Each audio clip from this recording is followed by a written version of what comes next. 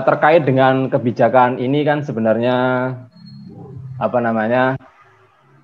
sesuai dengan kebijakan pemerintah pusat melalui Permendikbud ya. Jadi sistem PPDB sekarang itu menggunakan sistem zonasi. Jadi siswa yang bisa mendaftar adalah siswa yang jarak rumahnya dengan sekolah itu dalam radius yang dekat. Saya tinggal di Tangsel ya, maka anak saya sekolah di wilayah yang dekat dengan Tangerang Selatan gitu, dekat dengan rumah saya. Jadi tidak perlu saya jauh-jauh mendaftarkan anak saya di Jakarta gitu. Jadi kalau orang yang rumahnya jauh dari sekolah situ lalu dia bersekolah di situ, maka dia merampas haknya anak-anak yang tinggal di daerah situ gitu.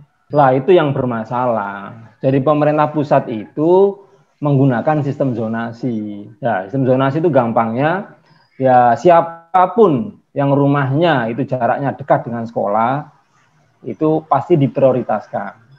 Sementara di DKI Jakarta tahun kemarin itu sudah ricuh karena yang dijadi ukuran oleh DKI Jakarta lah bukan jarak tapi usia gitu kan. Jadi siapa yang usianya lebih tua dia akan mendapatkan prioritas yang utama walaupun rumahnya jauh dari sekolah gitu. Karena itu ini ada simpang siur. Pemerintah pusat bilang kalau jarak rumahmu itu dekat dengan sekolah maka kamu akan mendapatkan prioritas. Sementara di DKI Jakarta banyak anak-anak yang tinggalnya itu 300 meter dari sekolah, bahkan ada yang satu RT dengan sekolah, tetapi dia tidak mendapatkan jatah karena usianya masih muda, masih kalah dengan orang yang jauh dari sekolah, anak-anak yang jauh dari sekolah tapi usianya lebih tua gitu. Nah, setelah saya melakukan protes, masyarakat sipil juga melakukan protes tahun kemarin, tapi tampaknya suara-suara dari orang tua, dari masyarakat sipil yang peduli terhadap pendidikan di DKI Jakarta tidak didengar oleh pemerintah DKI Jakarta, dan tahun 2021 ini pemerintah DKI Jakarta mengeluarkan peraturan gubernur tentang PPDB yang ujung-ujungnya saya telaah itu masih memprioritaskan usia.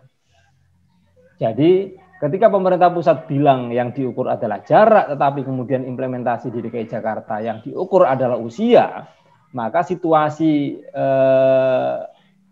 protes dari orang tua, murid, dan seterusnya, ricuh itu akan kembali lagi di tahun ini.